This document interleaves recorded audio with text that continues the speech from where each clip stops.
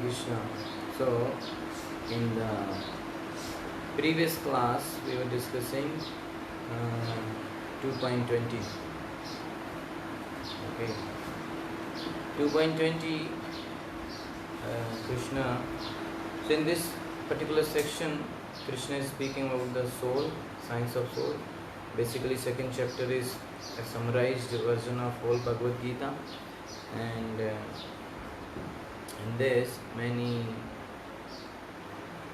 verses specifically talk about soul.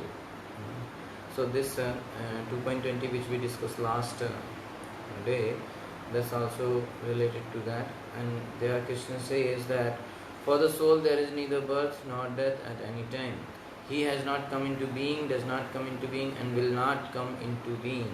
He is unborn, eternal, ever-existing and primeval. He is not slain when the body is slain. Na jayate mriyate va kadachit nayam bhutva bhavita va na bhuya ajo nitya shashvato ayam purano na hanyate hanyamane sharire.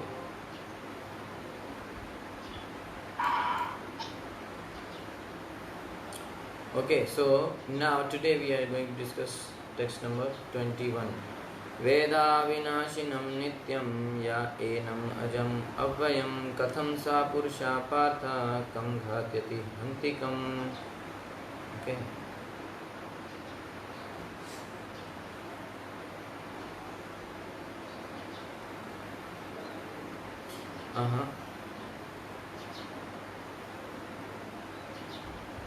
So, is it right? Can you please confirm? 21? Yes, Prabhuji. Okay. So today 21. Veda vinashinam nityam ya enamajam avayam katham sa purusha partha kam ghatyati hantikam. O Parth, Krishna is saying to Arjuna, O Parth, how can a person who knows that the soul is indestructible, avinashinam, okay, eternal, nityam, and unborn, aja, and immutable, avayam, kill anyone or cause anyone to kill. Okay. A person, O Partha, how can a person who knows that the soul is having these qualities? What qualities? Avinashinam, nityam, and ajam, avayam, indestructible, eternal, unborn, and immutable. That person who knows this, so what he knows? How can a person who knows that the soul is indestructible, eternal, unborn, immutable, kill anyone or cause anyone to kill? He cannot do that. Okay, he cannot kill anyone or cause anyone to kill. Srila Prabhupada is saying in purport, everything has its proper utility, and a man who is situated in complete knowledge knows how and where to apply a thing for its proper utility. So everything in this world, Prabhupada is saying, has a proper utility, and the person who knows, who is intelligent, he knows how to utilize things. Okay, how to and where to apply a thing for its proper utility. Similarly, violence also has its utility, and how to apply violence rests with the person in knowledge. That's the point here. Okay, because things are like fire. So fire has its own utility, but a person, he heard a news that in someone's house, house caught on fire, and then there was a lot of destruction. Fire burnt everything in the house, and then this person is saying, no, fire is bad. We don't want any fire. So if you don't use any fire in your home, how you will cook the food? Fire has many utilities, many important uses. So the point is, a person who is intelligent, he knows how to utilize things. So if you say fire, electricity, anything, if you use them in a wrong way, and you will apply them in a wrong place, then it will be a problem. Okay, but if you know how and where to apply, like a child, a small child don't know how to apply, how to utilize the fire, so the child may burn its hand, right? So same way, violence also has its utility, and how to apply violence rest with the person in knowledge. A person who is in knowledge, he knows how to apply violence. So although the justice of the peace awards capital punishment to a person condemned for murder, the justice of the peace cannot be blamed because he orders violence to another person according to the courts of justice. So, a judge, magistrate will sometimes gives death sentence. Okay, this is found to be guilty and he is supposed to be killed, and death is given as punishment.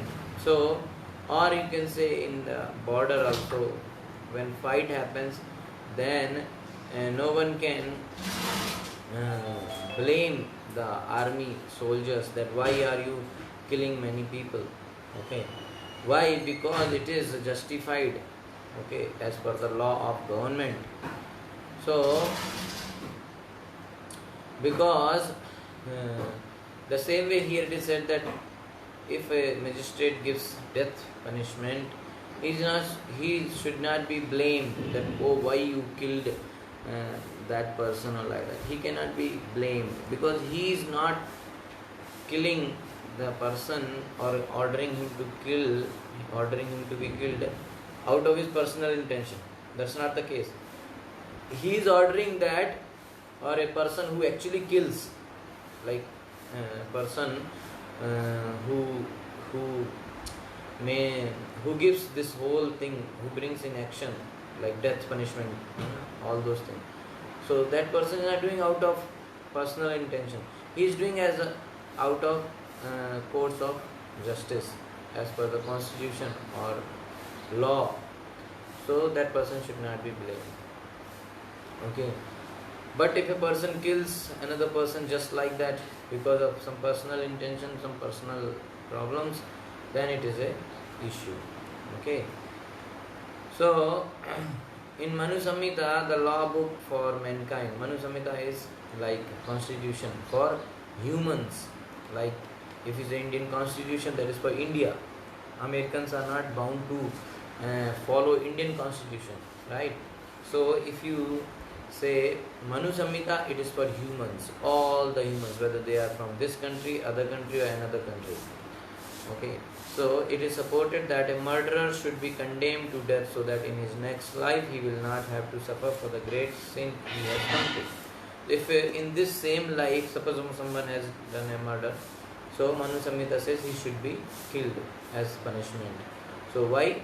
Because if he is given proper punishment in this lifetime only, next lifetime he will not have to suffer. Otherwise, this account will go and he has to suffer in the next life.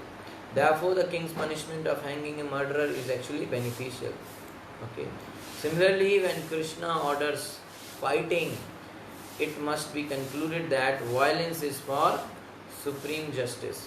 Okay, Krishna is saying you kill them, so it should not be understood that Krishna is propagating violence. No, violence has its own utility and for higher purpose.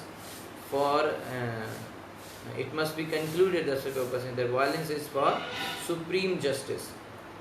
From if you see from a higher point of view, then this violence is right because Krishna is telling them to be killed.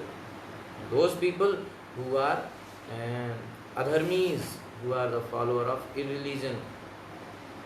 And thus Arjuna should follow the instruction, knowing well that such violence committed in the act of fighting for Krishna is not violence at all, because at any rate the man or rather the soul cannot be killed. Okay, so because Krishna is saying, so it is because Krishna is ordering, so it is not at all considered as violence. Okay.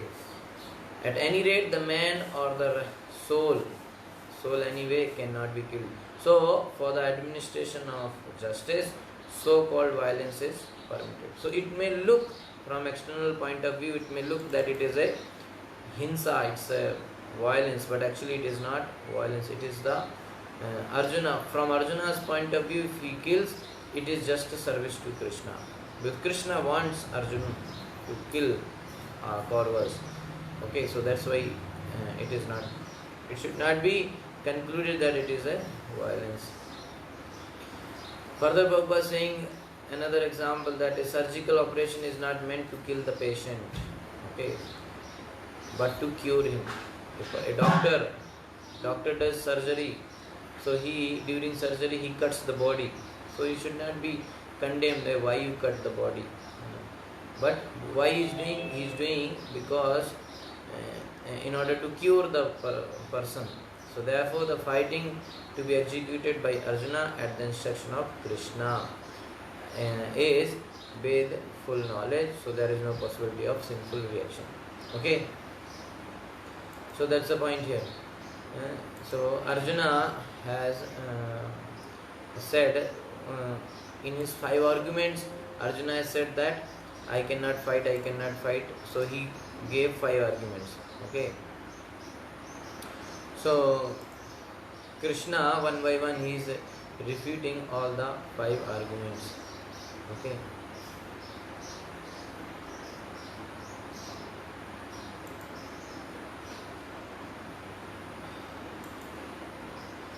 Okay. Now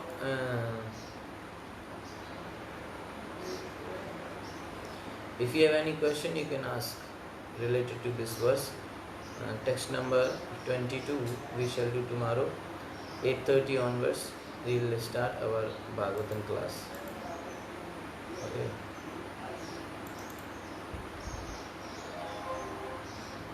Hare Krishna.